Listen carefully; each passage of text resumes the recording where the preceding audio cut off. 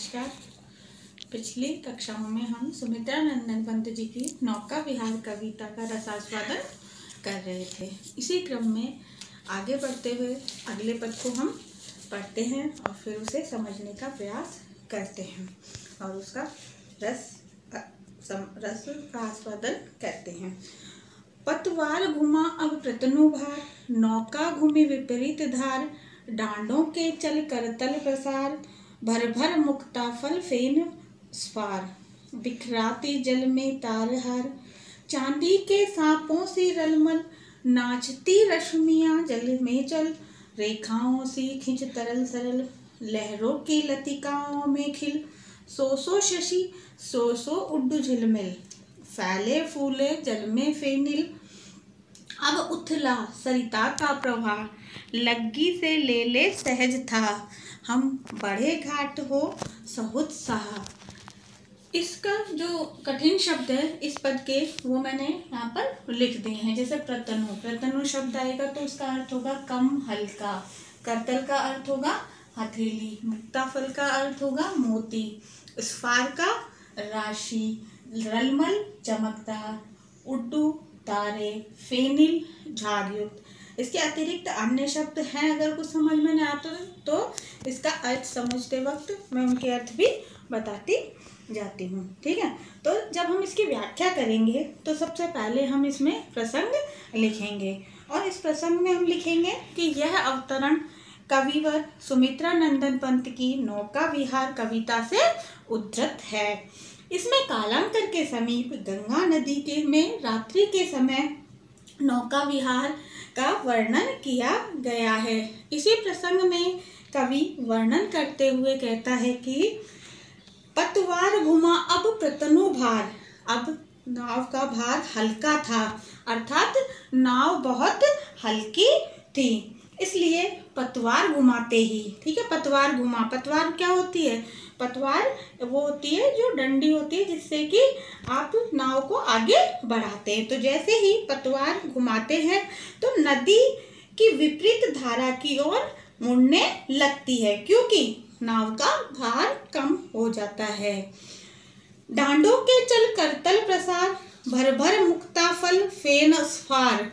डांडे पे क्या होते हैं? वो डंडियां। पतवार को यहाँ पे क्या लिखा फिर? डांडों के चल करतल प्रसार, यानी एक ही शब्द के लिए कवि ने कितने सारे शब्दों का यहाँ पर कितने सारे पर्यायवाची का के चल करतल प्रसार। तो यहाँ पर कहा कि जैसे नाव घूमी तो कैसा लग रहा था कि जैसे कि दोनों हथेलियां, करतल यानी हथेलियां, जो डांडे थे ना वो क्या लग रहे थे? पतवार क्या लग रही थी? जैसे कि हथेलियां फैल रही हो। ठीक है, हथेलियों को फैलाया जा रहा हो। ठीक है, फैलाकर क्या हो रहा है? भर भर मुक्ताफल फेन स्फार, क्या कि जब विस्तृत रूप से हथेलियों को फैलाकर फैले हुए फेन राशि रूपी मोतियों के दाने को समेट रही हो। फेन क्या होता है? झाग होता है ना, जो नदी में झाग आता है, फेन उसको क्या कहते हैं? फेन। तो अब यहाँ पर ये डांडे कैसे लग रहे थे? जैसे हथेलियों को फैलाकर मोतियों को समेटने की कोशिश कर रहे हो। मुक्ताफल यानी मोती और फेन स्फार यानी जो फेन होता है, झाग होता है नदी का, वो तो वो जो मतलब जैसे ही आप समझो कि जैसे ही मतलब डंडे फैल रहे थे तो वो डंडे कैसे नजर आ रहे थे? जैसे कि हथेलियां हो। और जो झाग था वो कैसे आ रहा था? जब उसको वापस ला रहे थे तो वो ऐसे लग रहा था जैसे कि मोतियों को समेटा जा रहा हो। ठीक है, चांद बिखरती जल में तार हार। तो क्या हो रहा था कि जैसे कि जल में क्या हो रही हो? जल कण रूपी हारों को बिखर रहा हो, मानी जलधारा में क्या हो? जलकण रूपी हारों को बिखरा रही थी। मतलब जो हार हो तो हार जलकण कैसे लग रहे थे? जैसे कि हार बिखर गया हो। जब हार बिखर गया तो मोती फैल गए और मोती किससे समेटे जा रहे हैं? हाथों से। ठीक है, तो यहाँ पे क्या कहा गया? जल को तो जो बिखरती जल में तार हार, तो जो जल बिखर रहा था उसे क्या कहा? हार। और मुक्ताफल को क्या कहा? मुक्ताफल किसे कहा गया? फेन को, झाग को।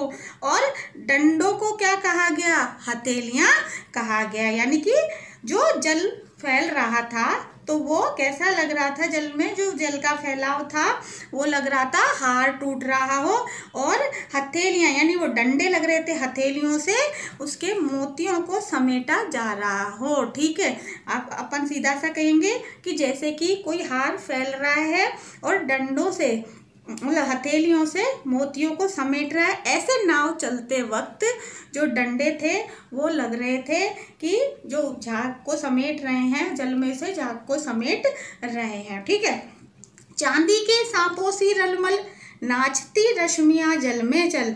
रश्मियां क्या, रश्मियां होती है जो अपने लहरें थी। ठीक है, तो रश्मियां जल राशि है वो कैसी लग रही थी, जैसे कि चांदी के सांपों की क्या हो रही हो, रलमल यानी चांदी के सांप जो चमक रहे हो, उनमें चमक आ रही हो। ठीक है, तो लहरें कैसी लग रही थी, रश्मियां जल में चल, नाचती रश्मियां जल में चल, तो रश्मियां क्या है, लहरें ऐसी लग रही थी जैसे कि चांदी के सांप चमक रहे हों। ठीक है,